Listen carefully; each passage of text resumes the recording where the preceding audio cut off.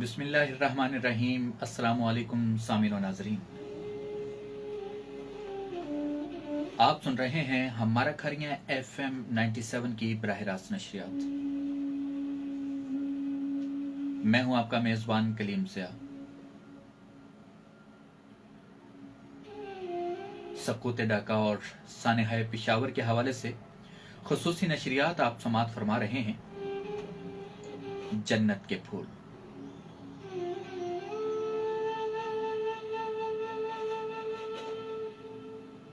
सामिन मौसम वतन अजीज पाकिस्तान, जब भी किसी सानहे से गुजरा इस कौम ने शाना बशाना काम किया। हर मुश्किल आफत का इस तरीके से मुकाबला किया कि वो तरीका, वो जुर्रत मुस्तकबिल में एक मिसाल बन गई। जी हाँ, इसी हवाले से एक सानेहा APS पेशावर में जब मासूम बच्चों को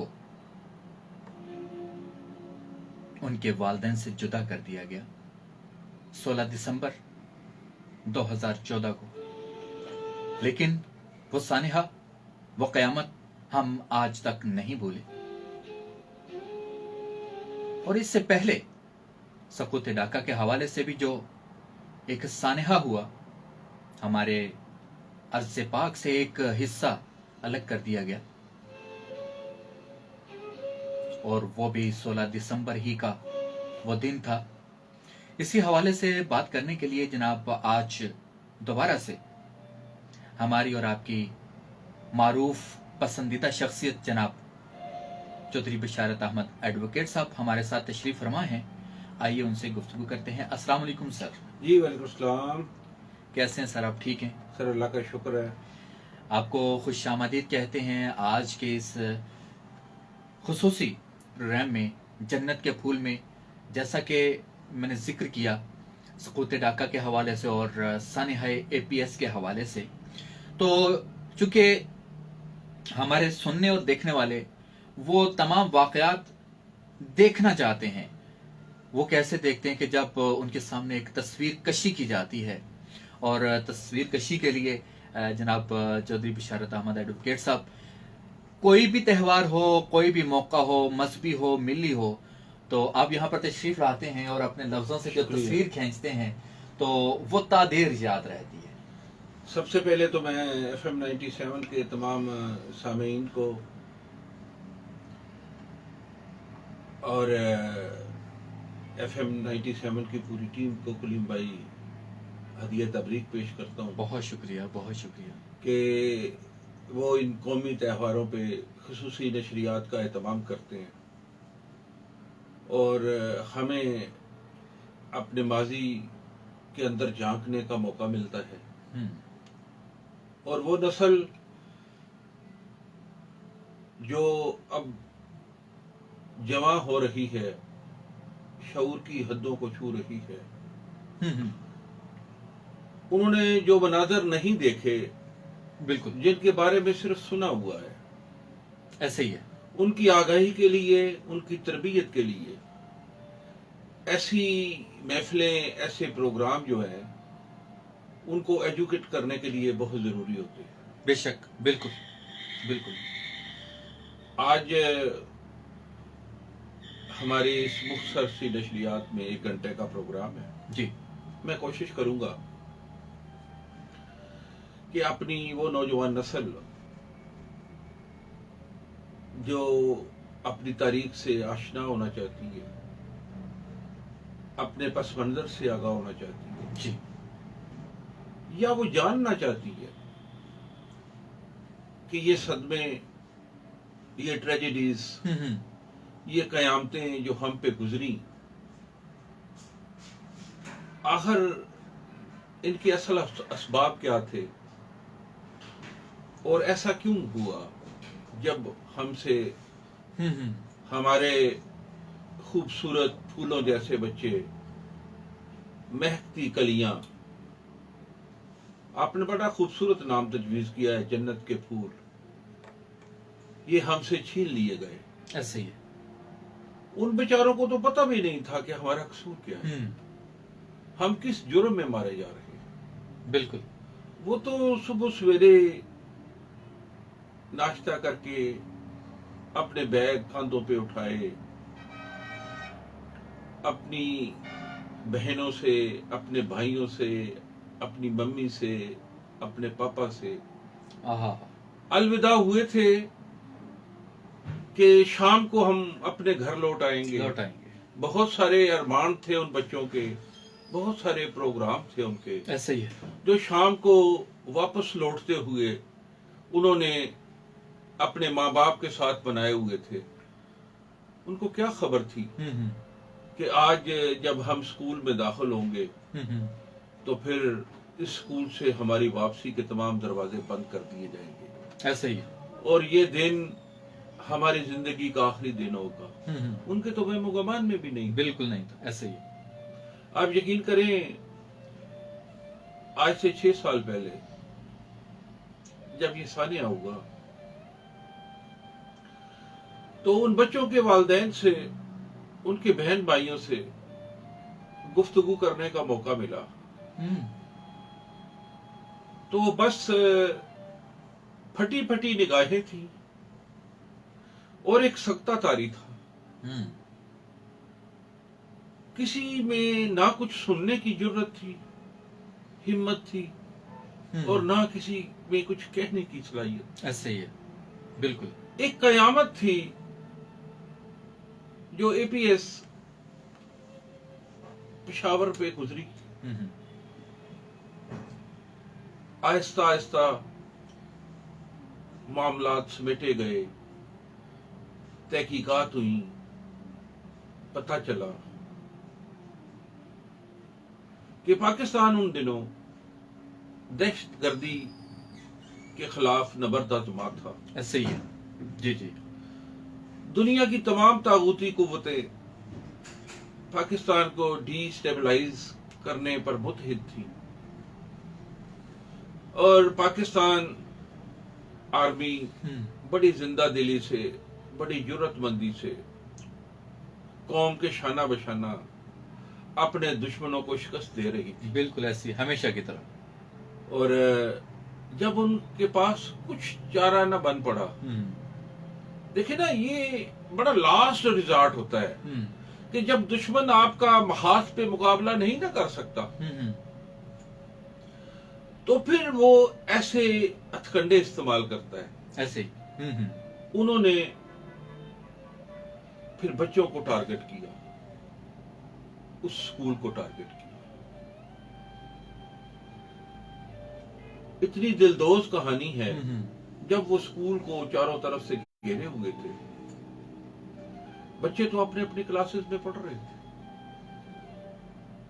वो टेररिस्ट जो हैं वो तमाम क्लासों के सामने गन्ने ताने खड़े हो गए। और सितम जरीफी ये थी कि जब वो बच्चों से पूछते थे कि तुम्हारा नाम क्या है, तुम्हारा बाप क्या काम करता है। अच्छा। जब कोई बच्चा बताता ना कि मेरा बाप पाक फौज में इस आला ओहदे पे फाइज है, तो उसको फिर वो खुसूसी तौर पे टारगेट करते हैं। और बच्चे जो हैं वो सहमे हुए थे। उनके इस्तिज़ा ने बड़ी जुर्रत और पामर्दी का मुजाहरा करते हुए, आप यकीन करें कि वो एडमिनिस्ट्रेस और वो क्लास की टीचर, ऐसे ही, उसने बड़ी जुर्रत से कहा कि मेरा खानदान इस मुल्क के वकार और इस मुल्क की आन के लिए पाक फौज में खिदमत सर अंजाम दे रहा है। बड़ी बात है। जब उसकी जबान से ये लफ्ज अदा हुए तो फिर गोलियों की एक बुछार की आवाज आई और फिर वो उस टीचर के सीने को चीरते हुए, खून के फवारे फूटते हुए बच्चों ने देखे। बच्चों की चीखें निकल गई और फिर उन्होंने बारी बारी बच्चों के सामने बच्चों को लाके एक ऐसी कत्लगाह का मंजर पेश किया कि हर तरफ खौफ और हरास फैल गया। बिल्कुल। मगर कौमें तभी कौमें बनती हैं जब वो आजमाइशों से गुजरती। और ये जो कुर्बानी थी, ये कोई मामूली कुर्बानी नहीं थी, ये बहुत बड़ी कुर्बानी थी। बेशक बेशक, इससे इनकार नहीं किया जा इस सकता। कुर्बानी ने पूरी कौम को हिला के रख दिया ऐसे ही है। और सारी कौम एक परचम तले, एक पेज पे दुश्मनों के सामने सफारा हो गई, मुतहिद हो गई। ऐसे ही। अगर मैं ये कहूं कि सानिया एपीएस के बाद ये कौम एक नए अज़्म के साथ, नए बलबले के साथ, नए जोश के साथ दुश्मन के सामने सीसा पिलाई हुई दीवार की तरह खड़ी हुई, तो ये गलत नहीं होगा। बिल्कुल। और इस सानिया के बाद पाकिस्तान में पहली दफा हमारी सियासी हुकूमतों ने भी टेररिस्ट के तंजीमों के खिलाफ क्रैकडाउन किया और उनके वो ठिकाने जहां जहां उनकी पनाहगाहें थी, उनको चुन चुन के इस वतन से पाक किया। बिल्कुल और बिल्कुल। फिर दुनिया ने देखा हम्म। कि दहशतगर्दी की इस जंग में पाकिस्तान ने तनहा तमाम आलमी टेररिस्ट तंजीमों को शिकस्त दी और पाकिस्तान को अमन का गहवारा बनाया। आज जब इस अमन के गहवारे में हम आजादी का सांस ले रहे हैं, पुरसकून जिंदगी गुजार रहे हैं, कारोबार कर रहे हैं, जी जी, तालीमी अदारों में हमारे बच्चे पढ़ रहे हैं, ये मुल्क की तरक्की का पहिया चल रहा है, तो यकीनन इस सारी जद्दोजहद के पीछे मेरे उन मासूम बच्चों का खून है। बिल्कुल। कहते हैं कि आजादी के जो चिराग होते हैं ये तेल से नहीं जलते, शहीदों के ये शहीदों के लहू से जलते हैं। बिल्कुल ऐसे ही है। बेशक। आज हम जो आजादी की फजा में सांस ले रहे हैं, मेरे उन मासूम बच्चों का लहू उन चिरागों की जिया को बढ़ा रहा है। ऐसे ही है। क्या और बात? जिंदा कौमें इन कुर्बानियों को फरामोश नहीं करती हैं। आज 16 दिसंबर है। मैं नौजवानों से अपील करता हूं कि थोड़ा सा वक्त उन शोहदा के लिए भी वक्फ करें।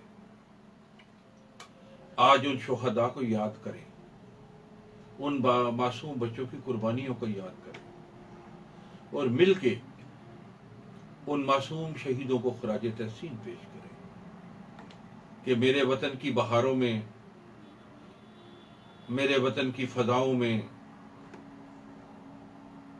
जो रौनकें हैं, जो खुशबुएं हैं, जो महक है, प्यारे बच्चों, ये सारी आपकी कुर्बानी की नजर। जितना भी इन बच्चों को खराज तहसीन पेश किया जाए, इन बच्चों को हदिया तबरीक पेश किया जाए, दुआ तो मैं समझता हूं इन बच्चों के लिए बहुत नाकाफी है। वो तो मासूम कलियां जी, ऐसे ही है। वो तो जन्नत की कलियां थी, जन्नत के फूल थे।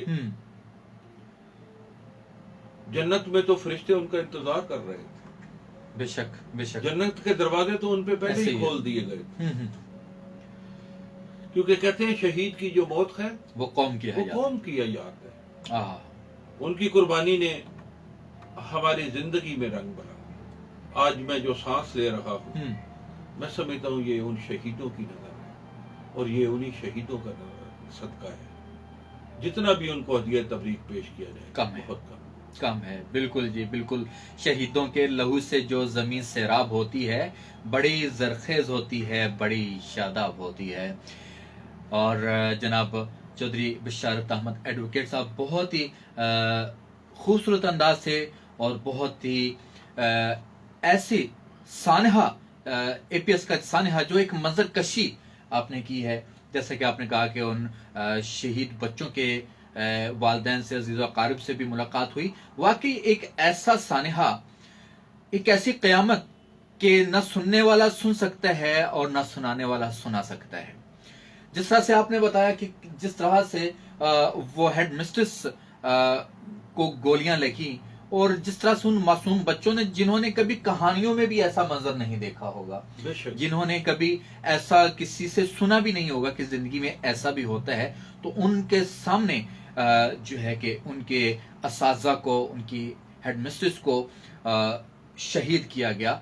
तो वो क्या ये प्लानिंग जो थी ना कलीम, असल में देखे ना, दुनिया की जो मुख्तलिफ खुफिया एजेंसियां हैं ना, उनका एक नेटवर्क होता है और उनका नेटवर्क आपस में तालमेल रखता है, ऐसे ही उनके रवाबत होते हैं। पाकिस्तान के साथ अलमिया ये था कि तमाम दुनिया की जो खुफिया एजेंसियां थी ना, वो पाकिस्तान के खिलाफ एक नुक्ते पर मुतहिद थी। हालांकि केजीबी रशिया की खुफिया एजेंसी इसराइल की मुसाद के खिलाफ काम कर रही थी। मुसाद जो है वो रा के खिलाफ काम करती है, रा जो है वो अमेरिकन खुफिया एजेंसी पे नजर रखती है। ये एजेंसियां एक दूसरे पे नजर भी रखती हैं और इनको काउंटर भी करती हैं। मगर जब पाकिस्तान का मामला आता था ना, तो उस वक्त ये सारे एक नुक्ते पे जमा हो जाते थे और ये सारी एजेंसियां एक हो जाती। और ये जो एपीएस का जो ऑपरेशन है ना जी, ये किसी एक एजेंसी का नहीं था, ये सारी एजेंसियों ने मिल के प्लान किया था।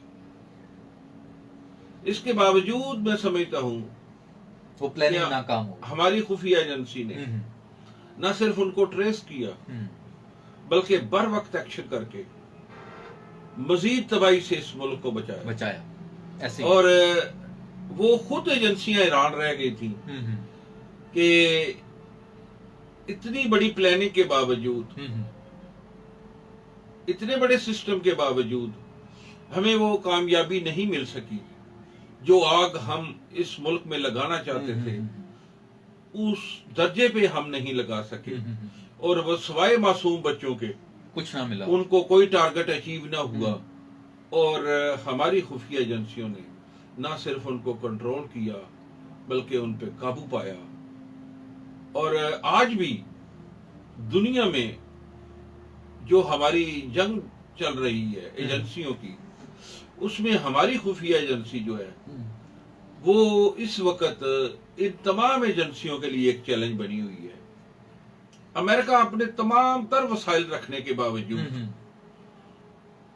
अफगानिस्तान में ये तस्लीम कर चुका है कि जब तक पाकिस्तान की सपोर्ट हमें हासिल ना हो, जब तक पाकिस्तान की रहनुमाई हमें हासिल ना हो, हम ना इधर अमन कायम कर सकते हैं, ना अफगानिस्तान के हालात ठीक कर सकते हैं।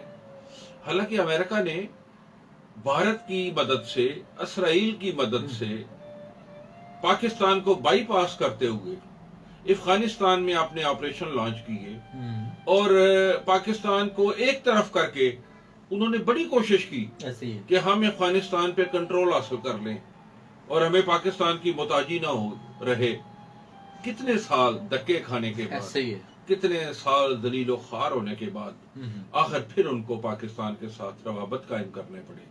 और आज जब वो तालिबान के साथ मुज़ाकरात करके किसी अमन मुआहदे पे पहुंचने में कामयाब हुए हैं, तो इसमें बुनियादी किरदार जो है, जो कलीदी किरदार है, वो पाकिस्तान का रहा है। ऐसे ही अगर पाकिस्तान अमेरिका को सपोर्ट ना करता, अगर पाकिस्तान अफगानिस्तान की गवर्नमेंट को सपोर्ट ना करता, तो अफगानिस्तान में अमल का प्रोसेस जो है वो आगे नहीं बढ़ सकता था, ऐसे जो कई साल से जारी था। वो क्यों कि पाकिस्तान चाहता है कि जब तक खित्ते में अमन कायम नहीं होगा, इस इलाके से गुर्बत का खात्मा नहीं होगा, इस इलाके से बेरोजगारी का खात्मा नहीं होगा, इस इलाके से जहालत का खात्मा नहीं होगा। पाकिस्तान चाहता है कि न सिर्फ दूसरे मुल्कों में अमन रहे, पाकिस्तान में भी अमन रहे, ताकि यहाँ के अवाम भी दूसरी कौमों की तरह तरक्की की मनाजिल तय करते हुए अपनी आइंदा नस्लों को एक रोशन मुस्तकबिल दे सकें। बेशक ऐसा ही है। और उम्मीद की जाती है कि अफगान अमन मुआहदे के बाद जब अफगानिस्तान में अमन कायम हो जाएगा तो उज़्बेकिस्तान, किर्गिस्तान, काजाकिस्तान और ये जो स्टेट्स हैं रशियन, इन तक रसाई जो है, रास्ता जो है वो खुल जाएगा और उनको भी इंशाल्लाह सी पोर्ट तक, गवादर तक रसाई मिल जाएगी। तो यहाँ तरक्की के, तजारत के, रोजगार के इतने मौके मिलेंगे, इतने मौके मिलेंगे कि इस इलाके की किस्मत बदल जाएगी और इंशाल्लाह। पाकिस्तान इस तरक्की का गेटवे है। जी जी। और ये तस्लीम कर लिया है सबने कि पाकिस्तान इस वक्त इस तरक्की का जो है वो गेटवे है। चाइना जो है उसने सी पैक के जरिए जो सड़कों का जाल बिछाना शुरू किया है, इन रियासतों को आपस में तालमेल पैदा किया है।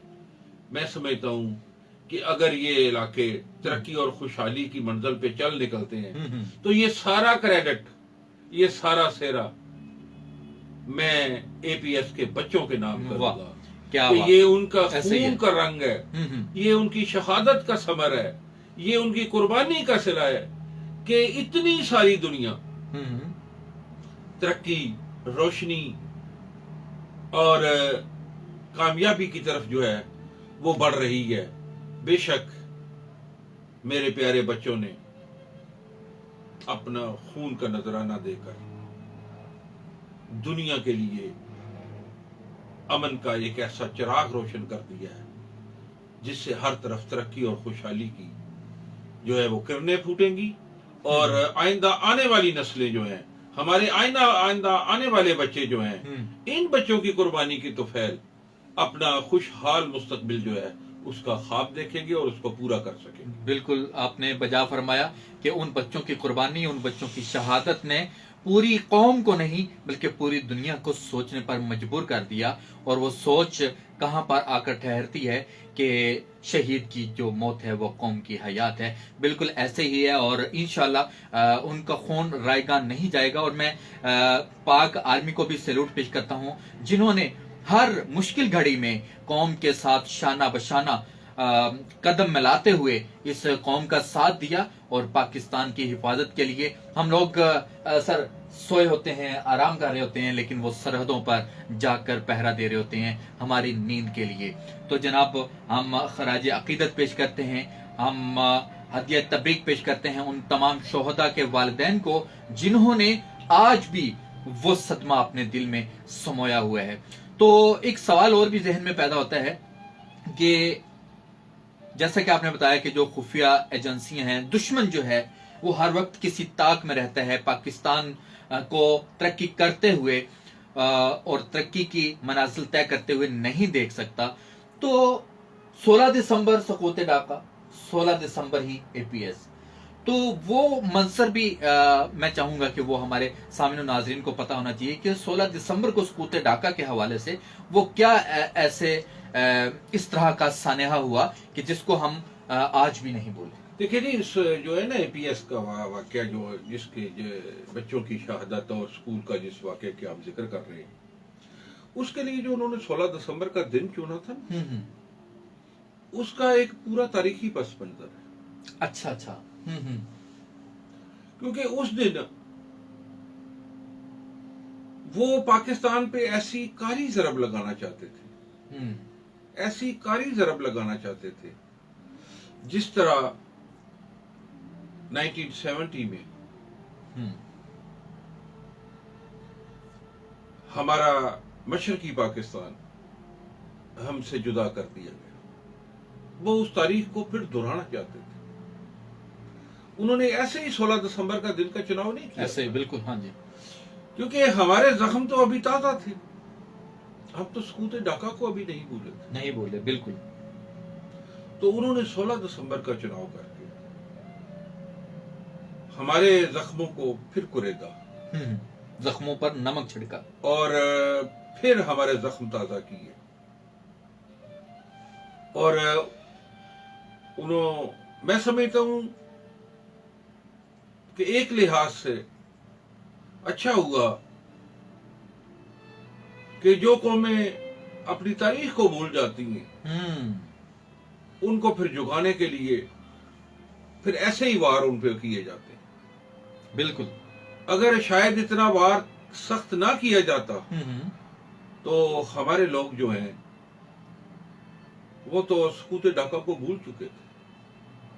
हमारी जो नौजवान नस्ल है इस वक्त, देखिए जी, सकूत डाका को 50 बरस हो गए जी, इस खाने को ऐसे ही 50 बरस में 2 नस्लें जो हैं वो जवानी की दहलीज को छू जाती हैं। बहुत सारे बच्चे जो इस वक्त जवानी की दहलीज पे हैं, शऊर की दहलीज पे हैं, उन्होंने तो सिर्फ किताबों में पढ़ा है, बिल्कुल ऐसे ही। या प्रोग्रामों में सुना है कि ढाका भी कभी पाकिस्तान का हिस्सा था, चटागांग भी कभी पाकिस्तान का हिस्सा था, सिलट भी कभी पाकिस्तान का हिस्सा था, राजशाही भी कभी पाकिस्तान का हिस्सा हुआ करता था। उन्होंने तो सिर्फ किताबों में पढ़ा। बिल्कुल। उनको क्या पता कि मशरकी पाकिस्तान ही असल में पाकिस्तान की बुनियाद की वजह थी। मुस्लिम लीग की बुनियाद मशरकी पाकिस्तान में ही रखी गई थी। ऐसे ये सोच और फिक्र ये ईस्ट विंग से पैदा हुई थी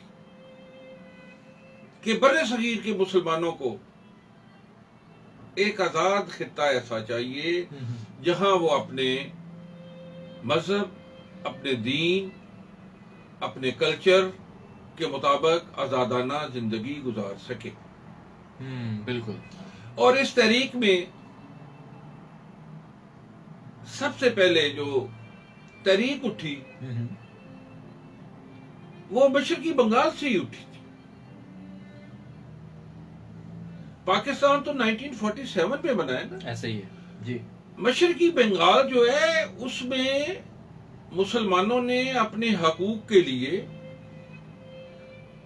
906 से तहरीक शुरू कर दी थी, और मुस्लिम बंगाल उन्होंने बहुत पहले अलहदा कर लिया था मगरबी बंगाल से।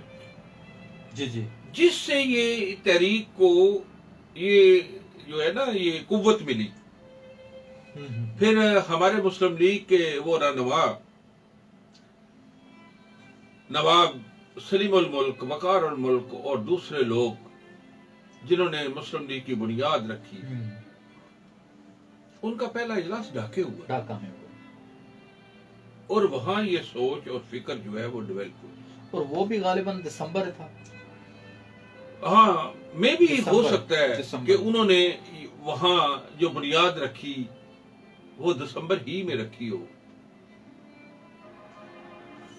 और बिल आखिर 1940 को जब लाहौर मिंटो पार्क में जी जी करारदादे लाहौर, जिसको करारदादे हम पाकिस्तान भी कहते हैं, ऐसे ही है। कायदे आज़म मोहम्मद अली जिन्ना के सामने पेश की गई, तो वो करारदाद पेश करने वाली शख्सियत भी मौलवी फजल हक साहब थे, शेरे बंगाल। शेरे बंगाल, वाह। जब वो करारदाद पेश करने के लिए उठे ना, तो जिन्ना साहब बेख्तियार कह उठे, देखो मेरा बंगाल का शेर आ रहा। वाह, क्या बात है। उनके अंदर पाकिस्तान की जद्दोजहद, पाकिस्तान की मोहब्बत का जज्बा कूट कूट कर भरा हुआ था। मगर हालात व वाक़यात बाज़ दफा ऐसा रुख अख्तियार करते हैं, जमाने की सितम ज़रीफ़ी ऐसी होती है कि जो लोग किसी काज के लिए कुर्बानियां देते हैं फिर वो नजरअंदाज कर दिए जाते हैं।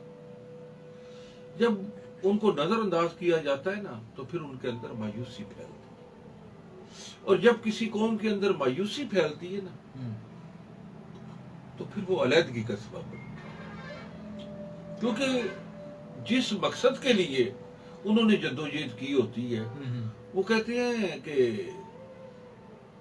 न रंगी दौरान सियासत तो देखिए, मंजिल उन्हें मिली जो शरीके सफर न थे। जिनका तहरीके पाकिस्तान पे कोई किरदार ही नहीं किरदार ही था, नहीं था।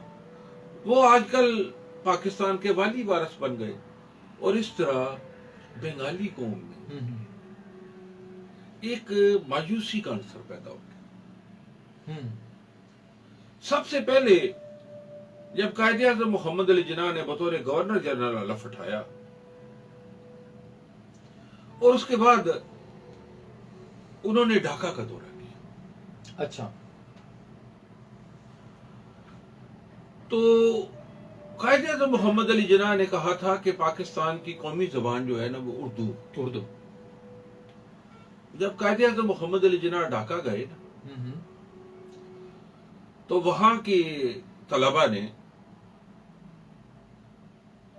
और वहां के लोगों ने प्रोटेस्ट किया। अच्छा, कि पाकिस्तान की कौमी जबान उर्दू कैसे होगी? उर्दू तो किसी सूबे की जबान नहीं है। अच्छा, ना पंजाब में उर्दू है, ना सिंध में उर्दू है, ना बलोचिस्तान में उर्दू है, ना खैबर पख्तूनख्वा की जबान उर्दू है, ना बंगाल की जबान उर्दू है। ऐसे क्योंकि गालिब अक्सरियत बंगालियों की है, आबादी भी बंगालियों की ज्यादा है, लिहाजा कौमी जबान बंगाली को होनी चाहिए। अच्छा, ढाका यूनिवर्सिटी में बहुत बड़ा एहतजाज हुआ। ढाका की सड़कों पे तलबा जो है वो बाहर निकल आए। कायदे आज़म मोहम्मद अली जिन्ना ने महसूस कर लिया था अच्छा, अच्छा, अच्छा, अच्छा। कि हमारे इस ऐलान से बंगालियों के दिल दुख गए, लिहाजा इनकी तारीफ कलब के लिए हमें अपने फैसले पे नजरसानी करनी चाहिए। ठीक ठीक। लिहाजा कायदे आज़म मोहम्मद अली जिन्ना ने कहा कि बंगाली भी पाकिस्तान की कौमी जुबान है। अच्छा, और उस वक्त हमारी जो करेंसी छपी, पहली करेंसी में तो हिंदी भी लिखी होती थी, अच्छा, इंग्लिश भी लिखी होती थी, उर्दू भी लिखी होती थी। ठीक है, फिर करेंसी जो छपी तो हिंदी की जगह फिर बंगाली ने ली। ठीक है, लिहाजा हमारा जो नोट था ना, उसमें इंग्लिश, उर्दू और बंगाली जबान लिखी। अच्छा, अच्छा, अच्छा, ठीक है। मगर कायदे आज़म मोहम्मद अली जिन्ना की वफात के बाद जब शहीद मिल्लत खान लियाकत अली खान वजीर आजम बने, तो बतौर गवर्नर जनरल ख्वाजा नाज़मुद्दीन जो थे ना, बंगाल के थे, उन्होंने बतौर गवर्नर जनरल हलफ उठाया। अच्छा, उसके बाद हमारी हुकूमतें बदलती रही, साजिशें होती रही, यहां तक कि सिकंदर मिर्जा का दौर आ गया, गुलाम मोहम्मद का दौर आ गया। इंडिया का जो था ना प्राइम मिनिस्टर, वो जवाहरलाल नेहरू था। सही। वो 17 साल प्राइम मिनिस्टर रहा। एक उसने इंडिया को पहला 5 साल मनसूबा भी दिया, उसने इंडिया को दूसरा 5 साल मनसूबा भी दिया, उसने इंडिया को तीसरा 5 साल मनसूबा भी दिया, उसने इंडिया का दस्तूर भी बनाया। मगर हमारी एस्टेब्लिशमेंट, हमारी ब्यूरोक्रेसी की अखाड़ पछाड़ ने ना यहां कोई मुस्तहकम हुकूमत कायम होने दी,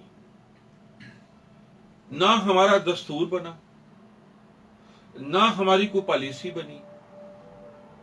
बस इक्तदार की गर्दशों की राहों पे ये आपस में लड़ते रहे। कोई प्राइम मिनिस्टर जो है वो 1 साल के लिए आया, कोई प्राइम मिनिस्टर 6 माह के लिए आया, कोई प्राइम मिनिस्टर 2 साल के लिए आया, कोई प्राइम मिनिस्टर चंद दिनों के लिए आया। जवाहरलाल नेहरू ने कहा था कि मैंने तो इतने पजामे नहीं बदले जितने पाकिस्तान प्राइम मिनिस्टर बदल चुका है। उसका नतीजा ये निकला कि बंगालियों के अंदर मायूसी फैलती, और खुसूसन उस वक्त जब सिकंदर मिर्जा की हुकूमत का खात्मा करके फील्ड मार्शल मोहम्मद अयूब खान ने मार्शल लॉ लगाया जी। और इख्तिदार अपने कंट्रोल में कर लिया। उसके बाद बंगालियों में ना महरूमी का एहसास ज्यादा हुआ। अच्छा। क्योंकि वो समझते थे कि ढाका में भी अगर ब्यूरोक्रेट वेस्ट पाकिस्तान से आने हैं, देखो ना, मैं खाली यहां बैठा हूं जी। अगर यहां भी मेरा असिस्टेंट कमिश्नर और मेरा डिप्टी कमिश्नर और मेरा डीपीओ बलूचिस्तान से आना है, सिंध से आना है, और मेरा जो अपनी धरती का जो कैलिबर है उसको अगर मौका नहीं मिलना, तो फिर कौम के अंदर एक एहसास तो पैदा होता है। लिहाजा ये एहसास आहिस्ता आहिस्ता पैदा होने लगा, मगर बंगालियों ने कौमी मफाद की खातिर, in the large interest of country, उन्होंने इसकी कोई परवाह नहीं की। अच्छा। उस वक्त तक 1965 की जब वार आई है, जब भारत ने पाकिस्तान पे हमला किया है लाहौर पे, जब पाकिस्तान ने सियालकोट पे हमला किया, जब भारत ने चिमिंडा पे भारत के साथ हमारा टैंकों का जो है वो दुनिया का सबसे बड़ी टैंकों की लड़ाई लड़ी गई। ये लड़ाई तो सारी मगरबी महाज पे थी, मशरकी महाज पे तो कोई लड़ाई नहीं थी। इंडिया ने ढाके पे तो हमला नहीं किया। ना उन्होंने सिलट, चटागांग, राजशाही, किसी कोमीला, किसी बॉर्डर पे ईस्ट पाकिस्तान की तरफ तो उन्होंने कोई माज नहीं खोला। कभी नहीं सुना और ना कभी लिखा देखा कहीं पर, कोई माज नहीं खोला। कुछ भी नहीं खोल सकता था। वो भी पाकिस्तान का हिस्सा था। अगर वो समझता है कि पाकिस्तान कश्मीर में मुझे नाकों चने चबवा रहा है और पाकिस्तान कश्मीर के अंदर घुस है, तो उसने फैसला किया कि मैं लाहौर पे हमला करूंगा, मैं रनकच पे हमला करूं, मैं खेमकरन का माज खोलूंगा, मैं चिमिंडा का माज खोलूंगा। मगर उसने मशरकी माज तो नहीं खोला। हालांकि उसको पता था कि मैं अगर मशरकी माज खोलूंगा तो रास्ते में समंदर है, मैं इनका रास्ता बंद कर सकता हूं, मैं इनका एयर ब्लॉक कर सकता हूं, वेस्ट पाकिस्तान से कोई मदद ईस्ट पाकिस्तान की तरफ नहीं जाएगी। मगर उसने ईस्ट माज नहीं खोला, उसने वेस्ट माज खोला। और आज भी मैं नौजवानों की नजर ये बात करना चाहता हूं, जानते हो जब भारत ने वेस्ट पाकिस्तान पे हमला किया तो वो मुजाहिद कौन था जिसने पलक झपकते ही भारत के 6 तैयारे जमीन बोझ कर दिए थे? वो MM आलम था। और MM आलम बंगाली था। अच्छा। बंगाली पायलट था। वो फजा में अपना तैयारा लेके उसने परवाज की और पलक झपकते हुई उसने भारत के जो है वो 6 तैयारे जमीन बोझ कर दिए, और आज तक ये रिकॉर्ड है। ऐसे ही बिल्कुल। जबकि उस वक्त भारत के पास जो फिजाइया थी वो बड़ी जदीद थी पाकिस्तान के मुकाबले में। पाकिस्तान के पास तो स्वाय MiG-20 के कोई और तैयारा ही नहीं था, दूसरे छोटे फाइटर थे। और फिर हमारे हवाबाजों ने 1965 की वार में दुश्मन की फजाइया को उसके एयरपोर्टों पे तबाह कर दिया, उनको उठना ही नहीं दिया। और हमारी बहरी फौज ने हिंदुस्तान की दवारका बंदरगाह पे उनका इतना ब्लॉकेट किया, इतना उनका नाटका बंद किया कि हिंदुस्तान की नेवी को जरूरत ही नहीं हुई कि वो खुले समंदर में निकल के पाकिस्तान की तरफ आ सके। और ये सारी बंगाली कौम पाकिस्तान की हिफाजत के लिए पाकिस्तान के शाना बशाना लड़ी। बिल्कुल, बेशक। और अपने से 5 गुना बड़े दुश्मन को हमने शिकस्त दी। बिल्कुल ऐसे ही। इस शिकस्त के बाद इंडिया के जो थे ना लीडर, वो सर जोड़ के बैठ गए। उन्होंने कहा कि अब अच्छा अच्छा अच्छा अच्छा। पाकिस्तान को सबक सिखाया जाए। हम्म। वो अपनी शिकस्त पे सर जोड़ के बैठ गए। ये जो आजकल बड़ा चर्चा है ना रा का,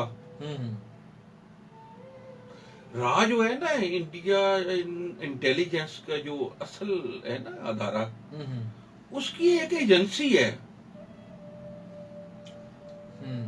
ये इंडिया की मुकम्मल खुफिया ठीक है। एजेंसी नहीं है, ठीक ठीक। ये रिसर्च विंग है।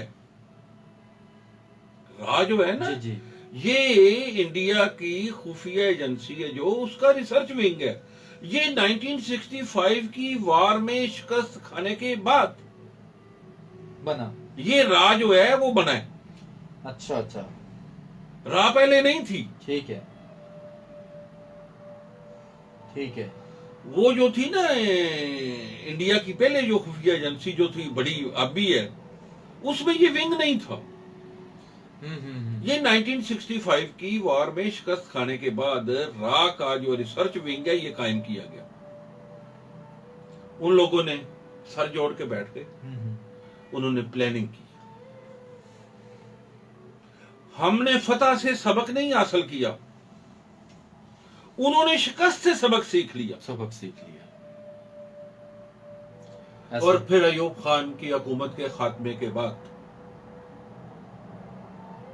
पाकिस्तान एक और मार्शल लॉ की नजर हो गया। आप यकीन करें कि ये जो मार्शल लॉ होता है ना,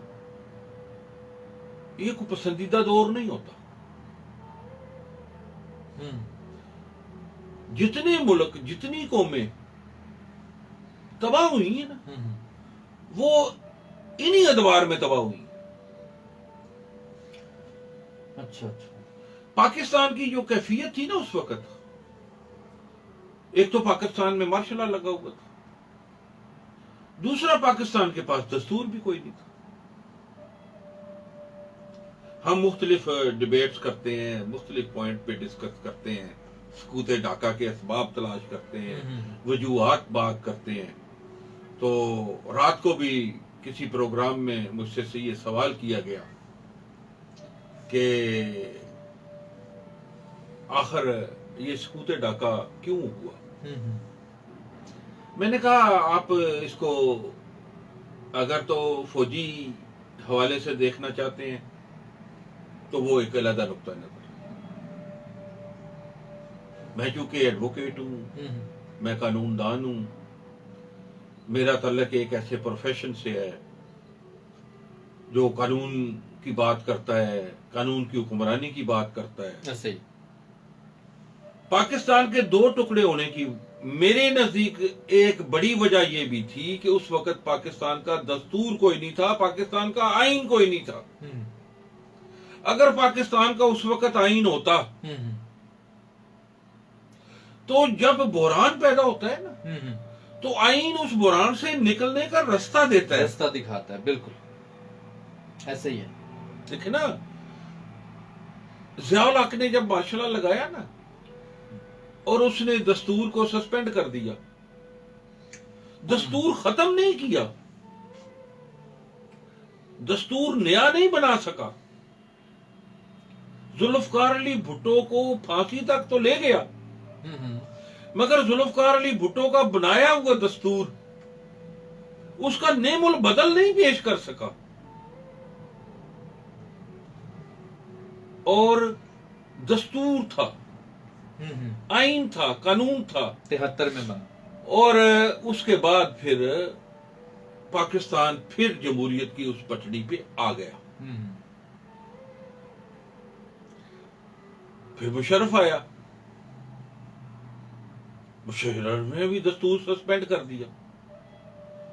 ये सारे दस्तूर को सस्पेंड करते रहे हैं, मगर दस्तूर खत्म नहीं कर सके। खत्म नहीं कर सके। ऐसे ही अगर ये दस्तूर को खत्म कर देते तो आप यकीन करें इस मुल्क के तो और हिस्से बखरे हो जाने थे। तो फिर तो आप ये नहीं कह सकते कि बलोचिस्तान क्यों अलग हो रहा है। बिल्कुल बिल्कुल। फिर ये आप क्यों नहीं ये नहीं कह सकते सिंध क्यों अलग हो रहा है, जब आपके पास बाइंडिंग फोर्स ही नहीं। बाइंडिंग फोर्स होती है किसी मुल्क का दस्तूर। बिल्कुल बिल्कुल। अगर उस वक्त पाकिस्तान का दस्तूर होता और पाकिस्तान के दस्तूर पे अमल किया जाता तो ये मुल्क कभी दो टुकड़े न होता। अयूब खान ने 1962 का दस्तूर बनाया था, उसने खुद अपना एक दस्तूर बनाया था जिसके तहत उसने 10 साल हुकूमत की। अयूब खान से सबसे बड़ी गलती ये हुई कि जब उसने इक्तदार छोड़ना था ना, उसके खिलाफ तहरीक चली, उसने इक्तदार छोड़ना था। उसका अपना बनाया हुआ दस्तूर ये कहता था कि जब सदर के लिए मुमकिन ना हो कि वो अपने ओहदे पे बरकरार रह सके तो वो अपने तमाम इख्तियारात कौमी असेंबली के स्पीकर को मुंतकिल कर दे और ऑटोमेटिकली कौमी असेंबली का जो स्पीकर होगा ना, वो बीइंग ए प्रेसिडेंट वो टेक ओवर कर लेगा, क्योंकि आइन खला नहीं रहने देता। आइन की सबसे बड़ी खूबसूरती ये होती है, ये खला नहीं रहने देता, खला नहीं रहने देता। अयूब खान से गलती ये हुई कि अगर वो ये आइन के मुताबिक स्पीकर टेक ओवर कर लेता, स्पीकर बंगाली था। अच्छा अच्छा अच्छा अच्छा। उस वक्त नेशनल असेंबली का जो स्पीकर था जिसने टेक ओवर करना था वो बंगाली था। अच्छा अच्छा अच्छा। इन्होंने इससे बचने के लिए कि कोई बंगाली टेक ओवर न कर ले,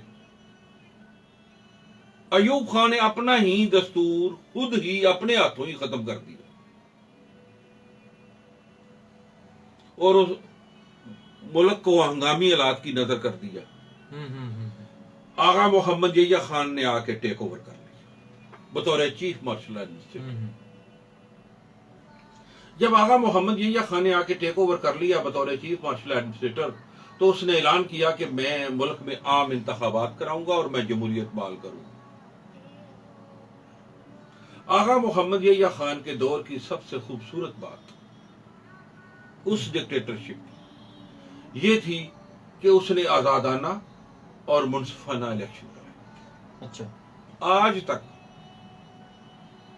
कोई सियासी जमात, कोई आजाद अदारा ये नहीं कह सका कि यहिया खान के इलेक्शन जो थे उसमें धांधली हुई,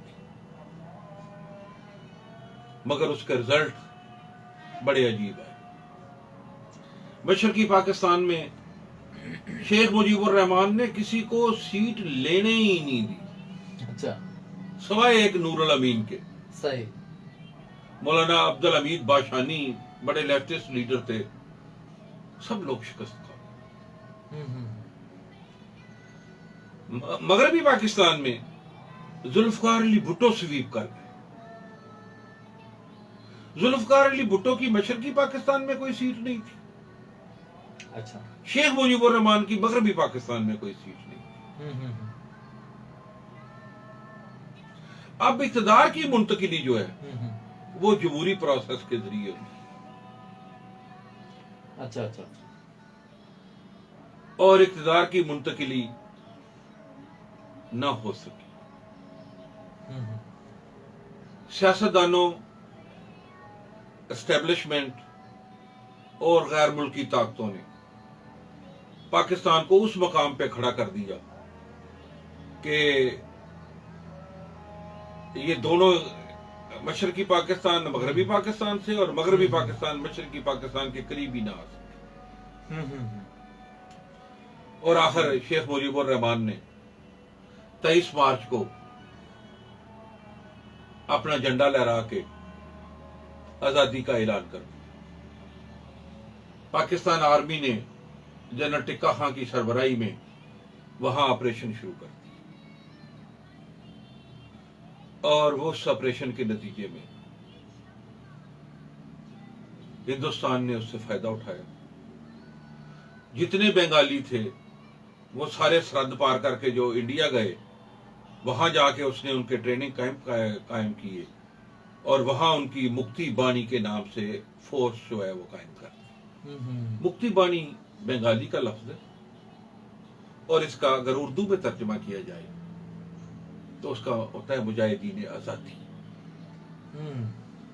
उन्होंने एक पैरेलल फोर्स खड़ी कर दी। वो वहां से ट्रेन करके मुक्ति बानी को भेजता था और वो पाकिस्तान आर्मी के खिलाफ आके लड़ता। इंडिया ने एयर भी बंद कर दी, समंदर भी बंद कर दिया। अब ईस्ट पाकिस्तान जाने के लिए हमारे पास कोई रास्ता नहीं। हमारी जो आर्मी वहां पे मौजूद थी बस वही लड़ रही थी और उस ईस्टर्न कमांड के जो आखिरी हमारे लीडर थे, जनरल थे, वो थे अमीर अब्दुल्ला खान न्याजी, जिनको जनरल न्याजी भी कहते हैं।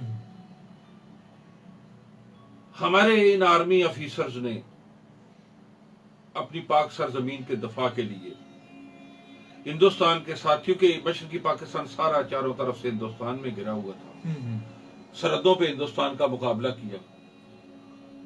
और एक बड़ी बात आप याद देखें कि किसी बॉर्डर पे हिंदुस्तान को पाकिस्तानी फौज को शिकस्त दे के मशरकी पाकिस्तान में दाखिल होने की जरूरत नहीं है। पाकिस्तानी आर्मी ने हर बहास पे बड़ी जवामर्दी से दुश्मन का मुकाबला किया। हिल्ली का महाज हो, कोमीला का महाज हो, सिलट, चटागांग, राजशाही, ढाका, मैं कहता हूं किस किस बॉर्डर का मैं नाम लूं। हमारे नौजवान जो है ना वो इंडियन आर्मी के सामने शीशा पलाई हुई दीवार बने हुए थे और वो दो जंगें लड़ रहे थे, एक अंदरूनी दुश्मन के खिलाफ और एक बैरूनी दुश्मन के खिलाफ। और तीसरा अलमिया ये था कि वेस्ट पाकिस्तान से ना उनको कोई इमदाद जा रही थी ना कोई असला जा रहा था। आखिर ये कहां तक हो सकता था? वेस्ट पाकिस्तान को वो बार बार फोन कर रहे थे कि आप इस मसले का कोई हल निकालें, आप इस मसले का कोई हल निकालें। मगर मगरबी पाकिस्तान की जो क़यादत थी उसको खुद समझ नहीं आ रहा था कि हम क्या करें। आखिर उन दिनों रशिया जो था वो भारत के बहुत करीब था। ईस्ट पाकिस्तान को दो टुक अलहदा करने में रशिया का बहुत बड़ा अहम किरदार था।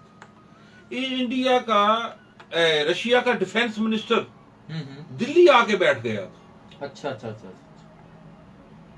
और इंडियन प्राइम मिनिस्टर जो थी ना इंदिरा गांधी,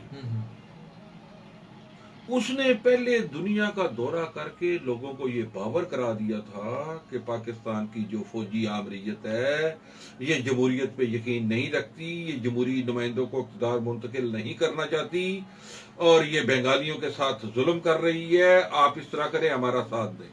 ज़हनी तौर पर तैयार कर दिया था। और पाकिस्तान में चूंकि मार्शल्ला था, लिहाजा ना इनका कोई सफारतकार था, ना इनका कोई मिनिस्टर था, ना कोई इनकी बात सुनता था। अगर यहां भी डेमोक्रेसी होती, यहां भी सिविल गवर्नमेंट होती तो इंडिया का काउंटर किया जाता। देखिए ना, अब इंडिया का और मोदी का हमारा मुकाबला है ना, जी। तो हम किसी ना किसी तरीके से उनको काउंटर तो कर रहे हैं। ऐसे ही है। किसी का मानना या ना मानना वो अलग बात है, मगर पाकिस्तान काउंटर तो करता है ना। पाकिस्तान का एक अपना बयानी है। बिल्कुल। उस वक्त पाकिस्तान का बयानिया भी कोई नहीं था। और आखिर नवंबर में भारतीय फौजों ने मुक्ति बानी के साथ मिलकर ईस्ट पाकिस्तान पे हमला किया। सबसे पहले उन्होंने ढाका एयरपोर्ट जो है उसका रनवे उड़ाया और वो फाइटर तैयारे जो दुश्मन पे हमला करने के लिए वहां से उन्होंने परवाज लेनी थी वो उड़ ही ना सके, रनवे तबाह हो गया जी। और हमारे जो गवर्नर थे उस वक्त, गवर्नर मालिक थे हमारे, उन्होंने रेड क्रॉस की बिल्डिंगों में जाके पनाह ले ली। पाकिस्तान ने सोचा कि मैं अपनी आर्मी और अपना अमला जो है ना वो किसी महफूज साथ वाले मुल्क में मैं मुंतकिल कर। उस वक्त पाकिस्तान ने 2 मुल्कों से रिक्वेस्ट की कि मेरी फजाइया जो है ना वो उड़ के ना आपके मुल्क में आके लैंड कर जाती है, तो आप इसकी इजाजत दें। अच्छा। आज 50 साल हो गए हैं, यकीन करें मैं अगर आज भी उन ममालक का नाम लूं ना तो फिर मसला आ जाता है सिक्योरिटी रिस्क।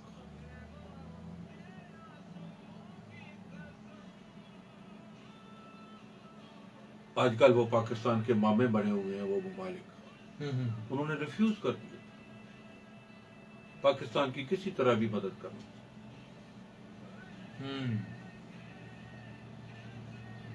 आखिर एक तैयारा जो है वो रेड क्रॉस वालों ने तैयार किया कि CMH ढाका की जो नर्सिस हैं उनको लेके ये बर्मा चला गया। CMH की नर्सिस डॉक्टर्स जो हैं वो अमला बस वो सामान ही समेट रहा था और तैयारे तक वो पहुंचने वाले थे, मगर तैयारे में फौजी अफसरों की बेगमात जो है वो आके बैठ गई, उनके बच्चे बैठ गए और वो तैयारा प्रवास करके साथ वाले मुल्क में आ गया। और वो नर्सें जो हैं वो CMH के हॉस्टल के बरामदों में चीखती रह गई। और जब मुक्ति बानी के दरिंदों ने उन नर्सों की अस्मतों को दागदार करना चाहा तो उन्होंने एक ही आवाज कही कि आप गोलियों से हमारे सीने छलनी करते, अपने नौजवानों से कहा हमारे दामन दागदार नहीं हुए। अमेरिका ने एक और चकमा दे दिया कि मेरा 7वीं बहरी बेड़ा आ रहा है, वो पाकिस्तान की आर्मी को निकाल के ले जाएगा। ये समझते रहे कि 7वां बहरी बेड़ा आ रहा है तो हम उसमें चले जाएंगे। ना 7वां बहरी बेड़ा आया, ना पाकिस्तान आर्मी को उसने निकाला। आखिर पलटन मैदान ढाका में वो दर्दनाक मंजर पूरी दुनिया ने देखा जब पाकिस्तान के जर्नैल ने इंडियन जर्नैल के सामने सरेंडर किया।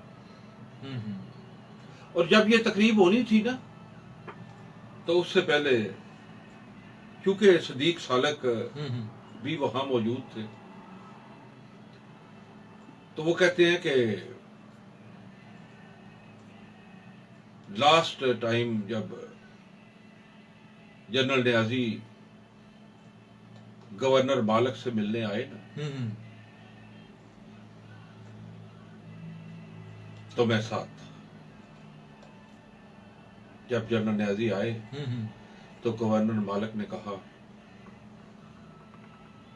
मिस्टर न्याजी इनका इंसान की जिंदगी में बहुत कठिन मरले आते हैं और मैं ये महसूस कर रहा हूं कि तुम अपनी जिंदगी के इंतहाई तकलीफ दे मरले से गुजर रहे हो,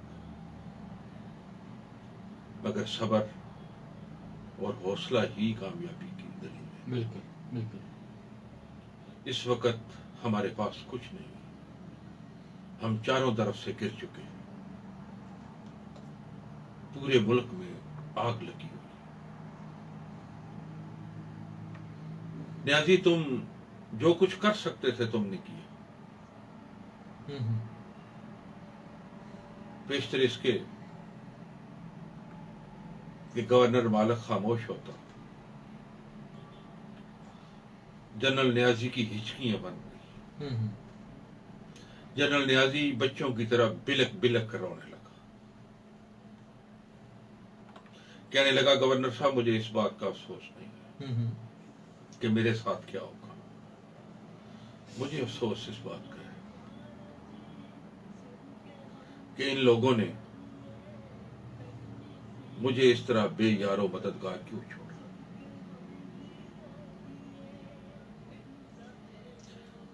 सदीक साला कहते हैं हम वहां से निकले तो मैंने रास्ते में न्याजी से पूछा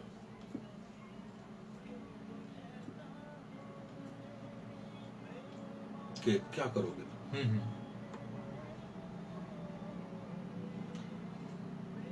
तो उसने कहा कि मुझे जो हदायत मिली है मैं उस पर अमल करूंगा, क्योंकि मुझे हदायत दी गई है कि तुम सरेंडर करो।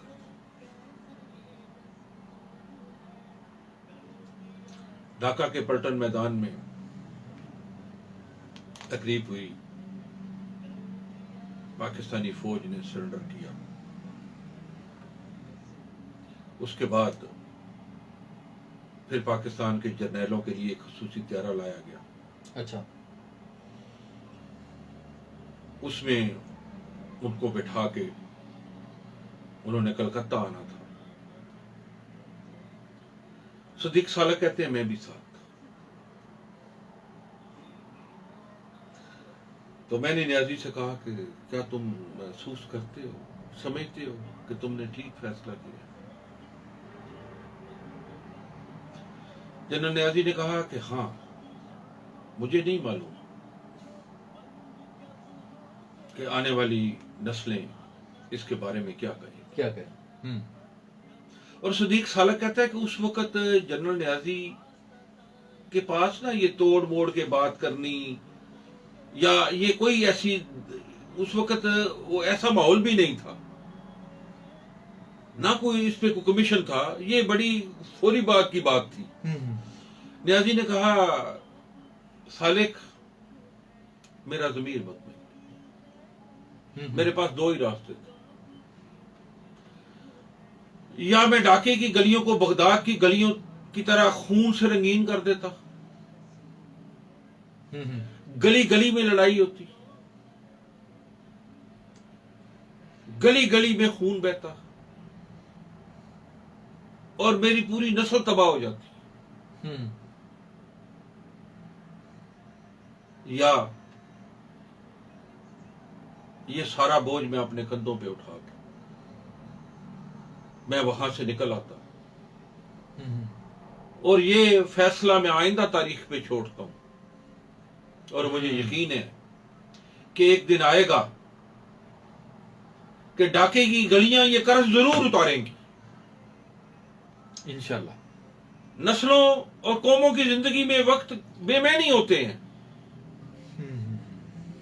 इंशाल्लाह वक्त आएगा ढाके की गलियां ये जरूर कर्ज उतारेंगी इंशाल्लाह। और फिर दुनिया में ये ढाका उसी तरह इस्लामी दुनिया की एक ताकत बनेगा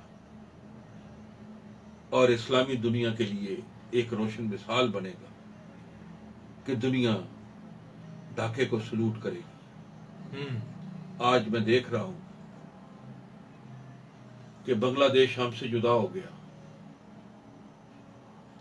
मगर ढाके का टका पाकिस्तान के रुपए से ताकतवर हो चुका।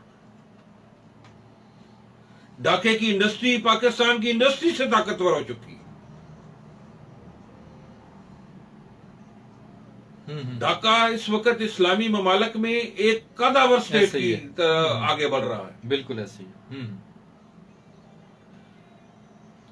हमारे वेस्ट पाकिस्तान और मगरबी पाकिस्तान के लोगों के लिए आज 16 दिसंबर का यही पैगाम है कि यार, जिन महरूमियों ने ढाका हमसे जुदा किया, उन गलतियों का हम दोबारा इयादा ना करें। अभी हमारे पास कोयटा भी है, अभी हमारे पास कराची भी है, अभी हमारे पास पेशावर भी है, अभी हमारे पास लाहौर भी है। अभी भी वक्त है, कुछ नहीं बिगड़ा, कुछ नहीं बिगड़ा।